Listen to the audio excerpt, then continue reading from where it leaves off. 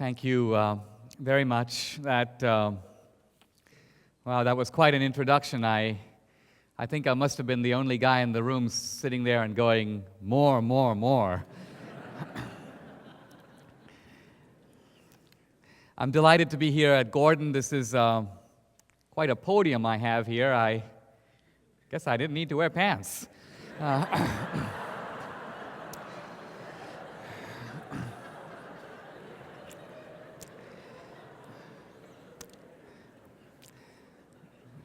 Tal's introduction reminding me about coming to America from India. I was an exchange student sponsored by the Rotary Club, and I lived for a year in Arizona with a host family, and I went for a year to the 12th grade of high school. And a few weeks after I got here, my host parents said to me, Dinesh, there is a homecoming dance at your high school. Have you asked someone to go? And I said, well, I haven't been in the country very long. I don't know anyone all that well. I think I'm going to pass. And they said, what? Homecoming is a great American tradition. Surely you really must ask someone to go. So I approached a young woman in my class, a blonde as it turns out, and I said, would you like to go to the homecoming dance? And she said, sure, but I have to ask my parents. I will tell you tomorrow. So the next day I went up to her and I said, well, what did they say? And she said, who? I said, well, your parents. And she said, about what? And as I sort of digested the awkwardness of the situation, it suddenly hit me with an incredible shock and horror that I had actually approached the wrong girl. And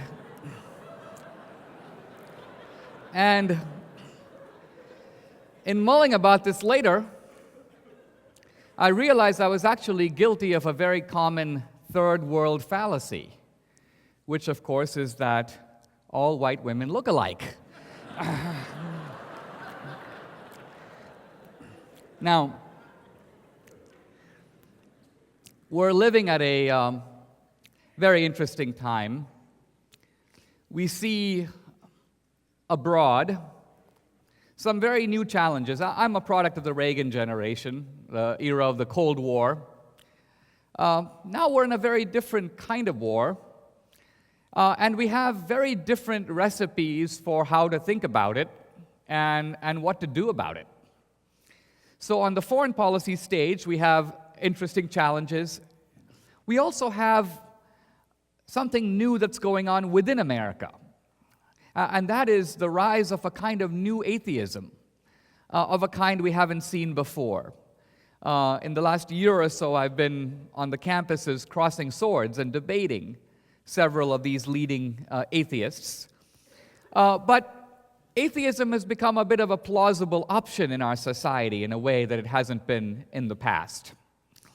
So on the foreign policy stage, we have the seemingly new presence of radical Islam. Here in America, we have this kind of radical or new atheism. And the question I want to explore today is I want to look and see if there are some unexamined connections between what we call the culture war domestically in America and the so-called war on terror that's occurring on the international stage. We're in a new era with the election of Obama, and it seems that we're at a time when a little bit of fresh thinking would be helpful in trying to understand our situation. I'm going to try to deliver that, if I can, this morning by giving what to you may seem like a novel interpretation of what's going on the world stage. I want to begin by saying that for almost 8 years now, since 9/11, we've been talking about the war on terror. But of course, America is no more fighting a war on terror or a war against terrorism than during World War II, America was fighting a war against kamikazeism. No, in World War II, who was the enemy? Well, the armies of Imperial Japan. Kamikazeism was merely the tactic or the strategy employed by the adversary. Similarly now, terrorism is not an opponent. Terrorism is a strategy employed by an opponent. So who is the opponent? Is it Islam? Is it a small wing of radical Muslims? In some senses, even our vocabulary in thinking about all this needs to be re-examined. I'll turn on CNN, I'll hear that, this is a clash with Islamic fundamentalism. But right away we have to catch ourselves because the term fundamentalism is a term that has been minted out of Protestant Christianity. Fundamentalism is, in some senses, an American phenomenon. It's very difficult to transpose it to a different culture, a different religion, and so on. In America, if you said, who's a fundamentalist? Someone would say, well, a fundamentalist is a kind of extreme biblical literalist. The Bible is the unadulterated Word of God. It should not be read allegorically. Read it for what it says. Well, if that's your definition, by that definition, every Muslim is a fundamentalist. Why? Because every Muslim believes the Quran is the literal, unadulterated Word of God. In fact, not merely inspired, but dictated to the Prophet Muhammad by the angel Gabriel. So in other words, if you don't believe that, you're not a Muslim. I'm saying this not to say that Muslims are extreme or anything, but just that the term fundamentalism is not a useful term of classification within the Muslim world. Also, for several years now, I've been hearing the term suicide bomber. The suicide bombers of 9/11 and so on. But if you think about it, these guys are not suicidal in the classical sense, right? A suicide is someone who doesn't want to live. My life is terrible. I'm going to go jump off the Golden Gate Bridge. Of the Islamic radicals, it could be said that not that they loved their life less, but they hated America more. In other words, these guys want to live, but they're willing to die for a cause that they deem to be greater, nobler, worth dying for. So one question I want to ask is, what is going on in the Muslim world that seems to have produced this furnace of Muslim rage that we saw explode at 9/11? And we've seen subsequently with the London bombing, the Bali bombing, the Madrid bombing, most recently the Mumbai bombings. What's going on in the house of Islam? Now, interestingly, both on the left and on the right, there has now been for some years a rather straightforward answer to this question. And I want to examine the answer both from the left and the right for just a moment because I want to show you how implausible both the answers are. Let's start for a moment on the left. The radical Muslims are upset because of American foreign policy. America is always invading Muslim countries, fighting against the Muslims, destroying Muslim lives, shedding Muslim blood. America is uncritically on the side of Israel. That's why the Muslims are upset. Well, if you actually look at American foreign policy over the last 5 or 10 or 20 years, this picture seems very incomplete. In fact, if you look at American foreign policy, many times it appears to have fought in defense of Muslim lives and Muslim interests. If you think back to the era of the Cold War, when the Soviet Union invaded Afghanistan with 100,000 troops, America was the leading force in organizing and so subsidizing a Muslim resistance to push the Soviet Union out. So America supported the so-called Mujahideen, the Arab Afghans, in fighting Soviet invasion and Soviet conquest. And that group may have included bin Laden. And then subsequently, after the Cold War, when a secular dictator, Saddam Hussein, invaded the small Muslim country of Kuwait, it was Bush, the father, who organized a kind of coalition of Muslim countries and European countries to eject Saddam Hussein and restore the sovereignty of this Muslim country. Even Clinton took time out from the Lewinsky scandal to do some bombings in Bosnia and Kosovo to protect Muslim lives. So the point I'm trying to make is it's by no means clear, if you look at the ledger of American action in the world, it's not clear that America has been against, in any consistent way, Muslim interests. And then you hear people say, well, also on the left, the Muslims are upset because America is allied with unelected, tyrannical, despotic regimes in the Middle East. But it seems to me that this is a rather unlikely source of Muslim rage. How can the Muslims be angry that America is allied with tyrannical, unelected, despotic regimes in the Middle East, when if you think about it, there are no other kinds of regimes in the Middle East? Tyrannical, despotic regimes are all you have over there. If you listen to bin Laden's videos, he never complains about the fact that America supports tyranny. In fact, his argument is that America supports the wrong kind of tyranny. His argument is we support the tyranny of the infidel, secular tyranny. We should be supporting Islamic tyranny. And finally, if we turn for a moment to the other side of the spectrum, we hear a different chorus, and that is the radical Muslims are against modernity. They're against science. They're against democracy. They're against capitalism. As President Bush put it a few years ago, they hate us for our freedom. But when you examine this for a moment, you see that this is equally dubious. The radical Muslims don't seem to be against science. In fact, many of them are scientifically trained. They're men of science. Look at this. We've had so many of these terrorist attacks now. The identity of the attackers is known. How many of these attacks over the past several years have been carried out or planned by mullahs, by clergymen? To my knowledge, none. By contrast, how many of these attacks have been carried out or orchestrated by scientific guys? Turns out that about 80% of these Islamic attackers have a science background. Bin Laden is a civil engineer.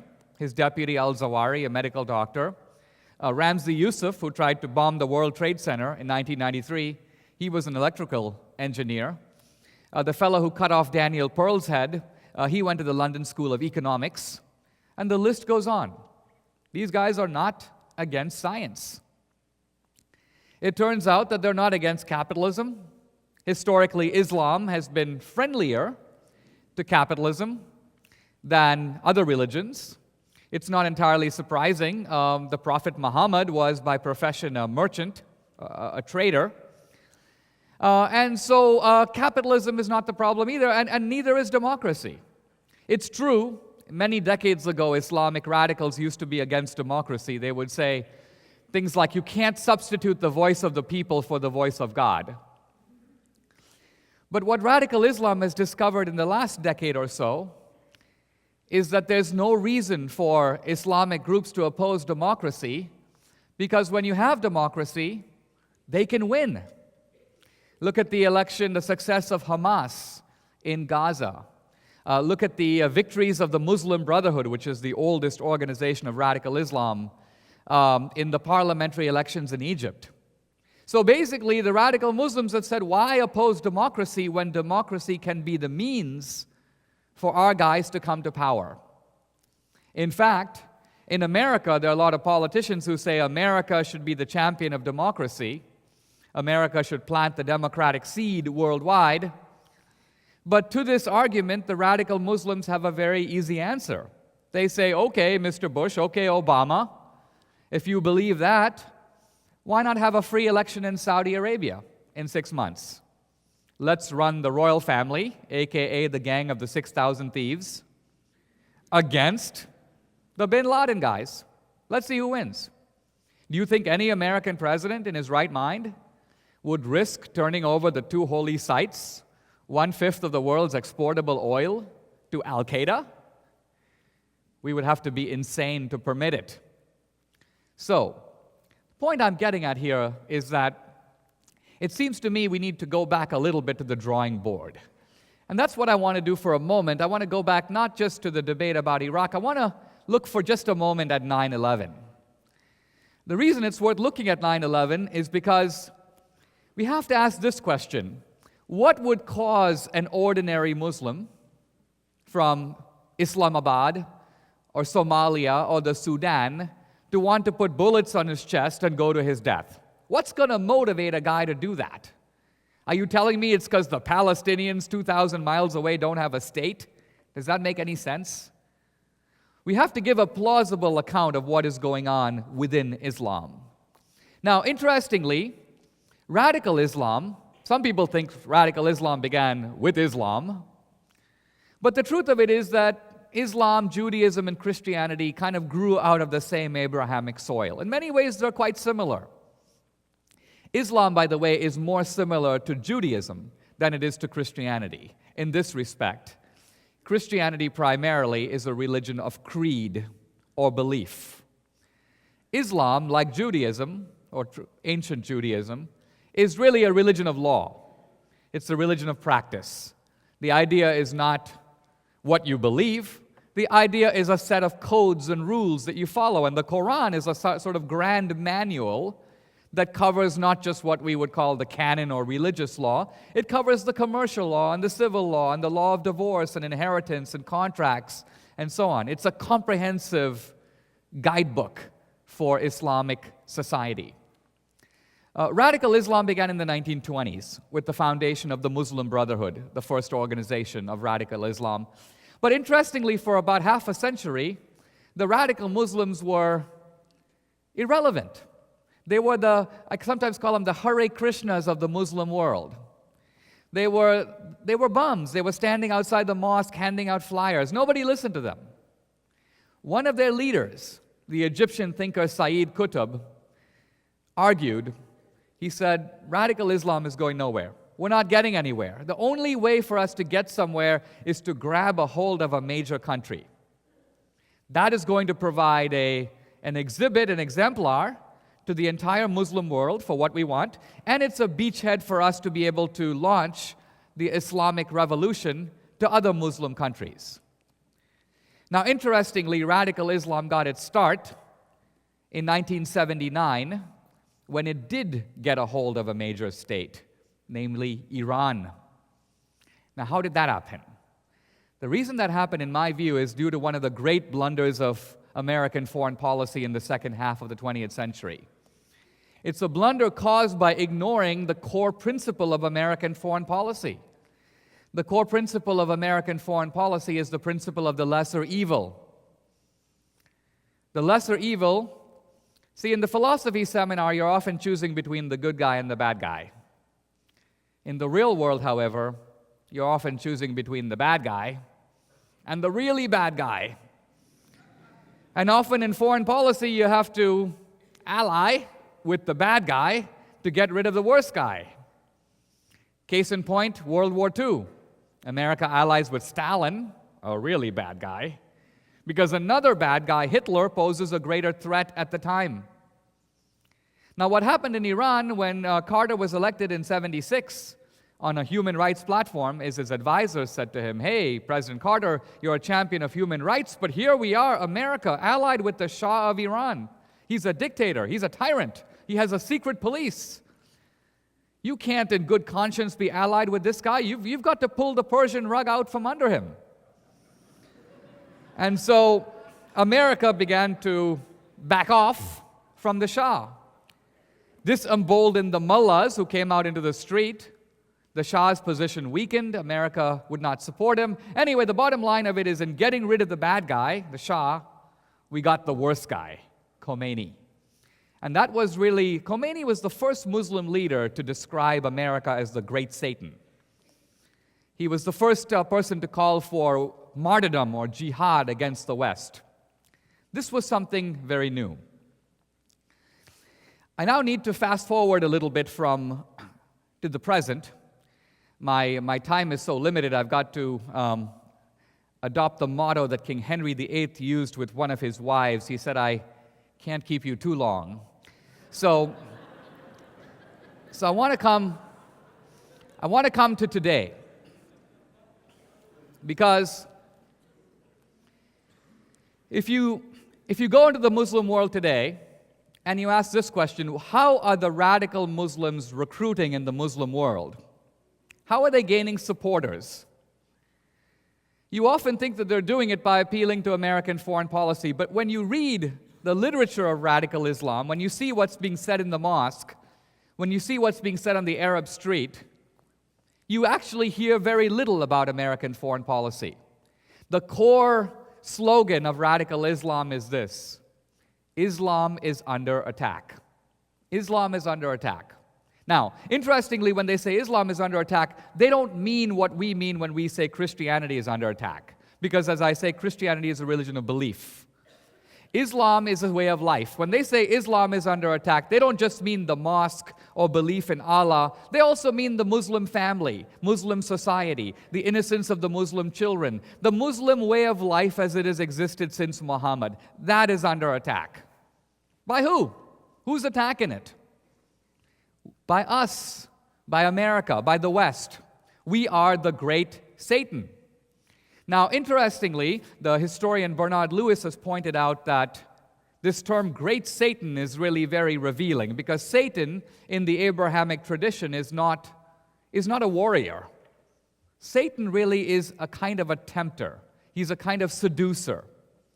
So America ultimately is the great Satan, not because of its military or economic power. That may be part of it, but something else is going on. Essentially, what the radical Muslims are saying on the Muslim street is not that America is the great power of Christianity, but that America is the great power of atheism. America is the leading, as bin Laden put it in what he called his open letter to America, 2002. America is the leading power of the unbelievers, what he calls the head of the snake. And his argument ultimately is that it is not merely American power or American wealth or American force.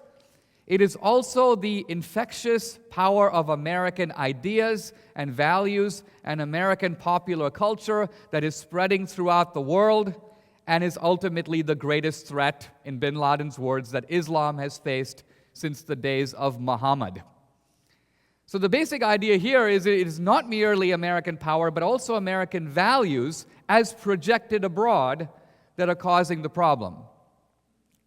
Now, in some senses, this notion that America is corrupting the world is, for those of us who are Americans, in my case, first-generation Americans, it comes as a little bit of a surprise.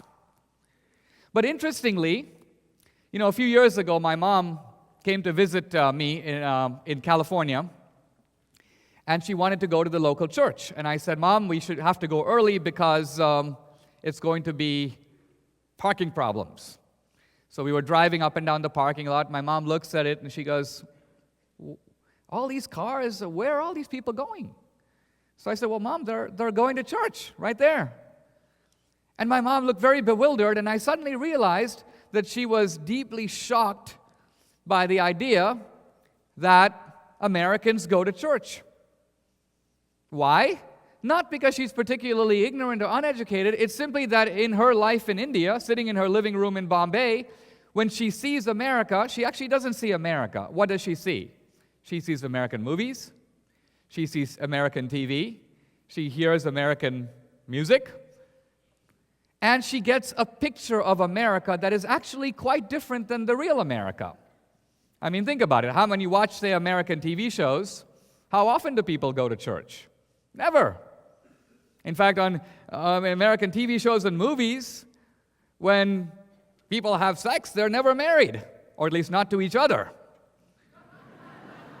So, the point I'm trying to make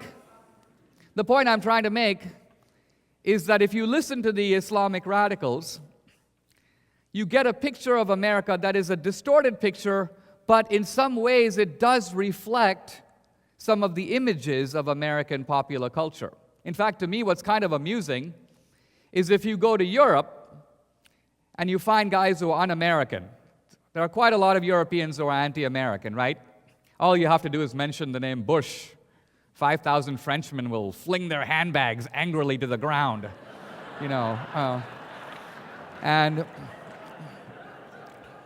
But if you ask them, you say, what don't you like about America?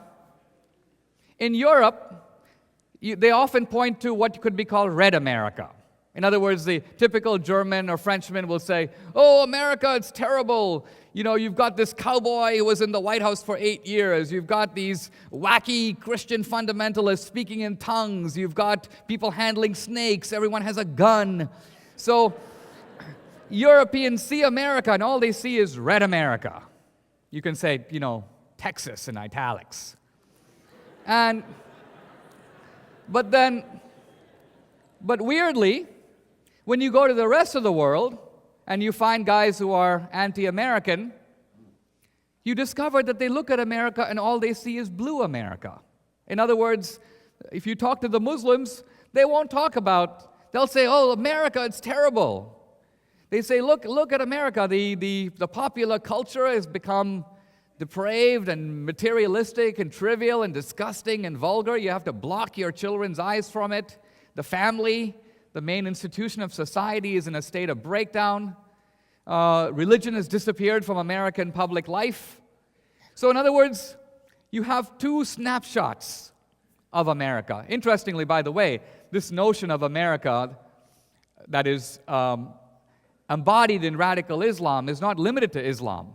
I travel a good deal in Asia, and today, all the way from India to China, there's a slogan that is taking over in Asia, and it goes something like this: modernization, yes; westernization, no. And the meaning of this is that you've got lots of people in the Far East. These are not Muslims for the most part, but Hindus and Taoists and Buddhists and Confucians and so on. And what they're basically saying is, we want modernization, we want technology, we want prosperity, we want the internet, we want modems. But on the other hand, we don't want certain aspects of American values and American popular culture that we see as decadent, as harmful. So, the Islamic radicals are the most articulate and fierce exponents of this view, identifying America not with God, but with atheism. Now, last year there was a very interesting book that came out, written by John Esposito and Dalia Mogahed, and it was the first book that looked at a wealth of survey evidence on what Muslims think worldwide. There's an awful lot about, this is what the Muslims think, but nobody has any data. Fortunately, there is something called the World Values Survey. There are a lot of Gallup surveys over the years. So this book pulls all this together, and it presents a rather interesting and startling picture. Basically, what it says is this. When we think of the West, when we think of liberalism here used in its generic sense. I'm not just thinking of, say, Michael Dukakis. Liberalism in its broad sense. The book argues that there are two kinds of liberalism, and they have to be disentangled. There is liberalism 1 and liberalism 2. What's liberalism 1? It's the classical liberalism of the American founding. The right to vote, the right to freely assemble, the right to religious toleration, the right to keep the proceeds of your labor. So in other words, this ensemble of rights defended by the founders, articulated in the founding doc, that's liberalism 1. The argument of this book, based on evidence, is that 90% of Muslims in the world agree with liberalism 1. would like to have more of liberalism 1. But then there is liberalism 2, which can be called the liberalism of the 1960s. And what is that liberalism?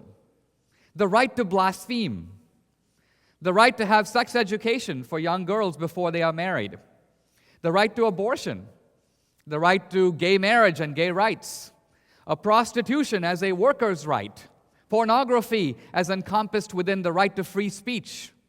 This is what you could call liberalism taken to its extreme. It's ACLU liberalism. The basic idea here is that your rights are not secure unless they are protected at their outermost extreme.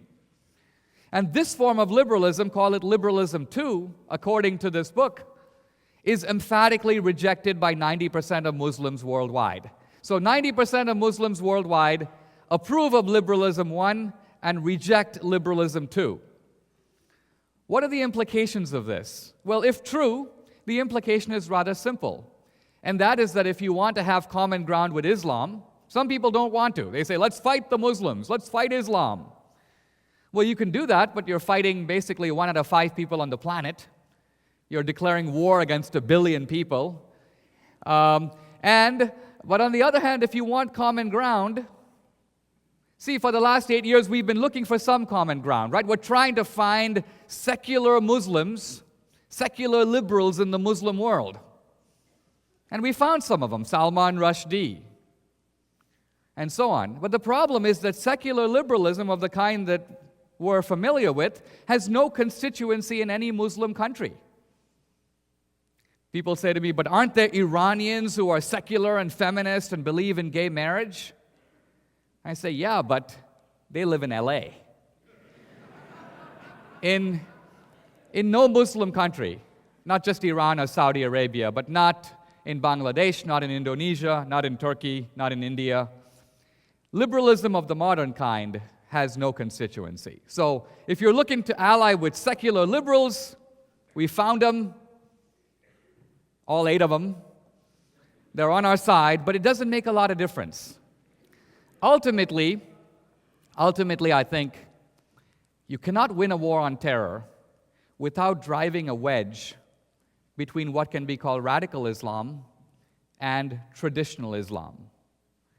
That's the main division in the Muslim world, between the radical Muslims and the traditional Muslims.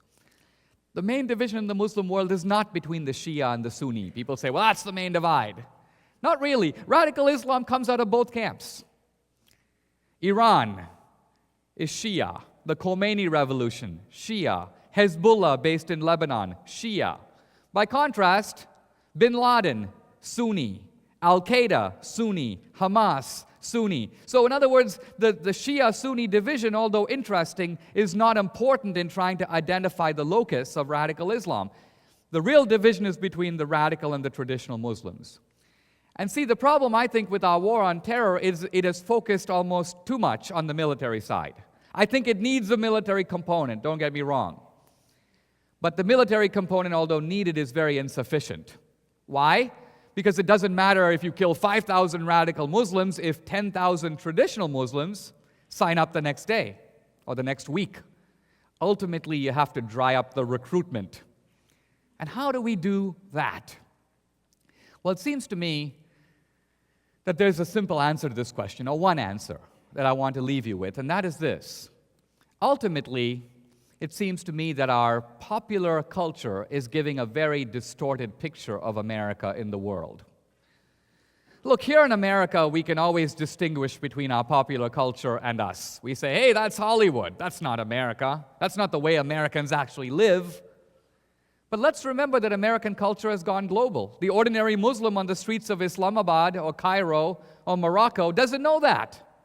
For them, like for my mom, what they see of America through the lens of our popular culture, that is America. That's the only America they'll ever meet. And their ideas of America are formed by that. So what do we do? Well, it seems to me that we have a lot of instruments, political, diplomatic, intellectual, media. We need to show the rest of the world the other America, which is the America that it never sees on television. There's a whole America that goes to church on Sunday, works hard, abides by what could loosely be called family values, traditional America. That America is invisible to much of the world. And yet, if that America were more on display, it would go a long way to undermining the Bin Laden claim or the radical Muslim claim that we are some kind of an atheist, immoral, decadent society. When I think back to the Cold War, it had a military dimension, but it also had Radio Free Europe, Radio Liberty. It was ultimately conducting, you might say, a war of ideas, right? America would hire Soviet emigres, people like Sakharov, and so on, to talk about the rights of the individual, the right of dissent, the separation of powers, checks and balances. In other words, present the full idea of America to the world. When I think back to the Cold War, the Berlin Wall coming down, what brought the Berlin Wall down? Was it Madonna? No. It was ultimately, you might say, a comprehensive political, yes, military, but also diplomatic and intellectual strategy. Well, we have nothing like that now in the Muslim world. It's been a one-dimensional war on terror. So if I had any thought for the Obama team,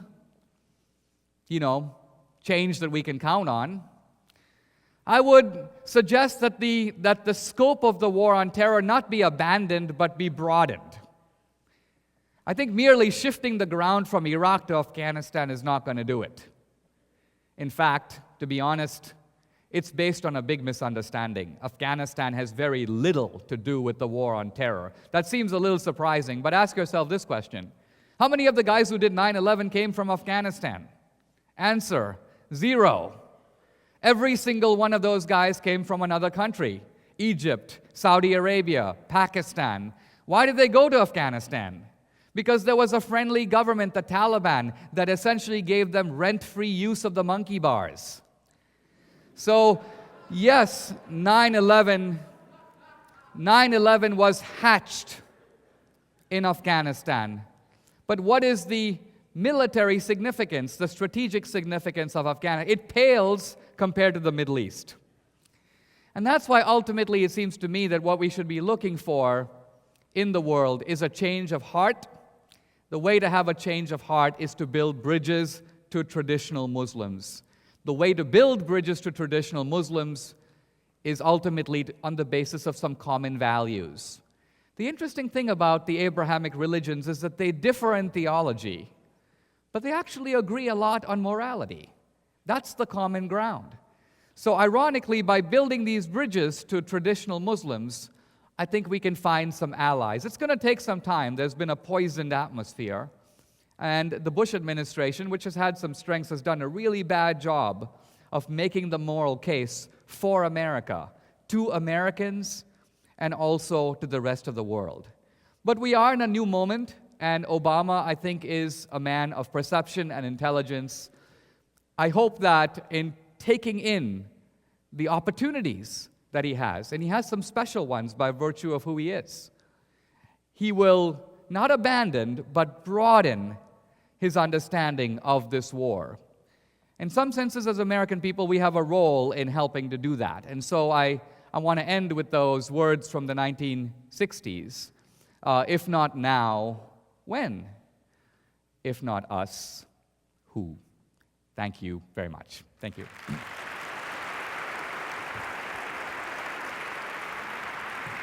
Thank you.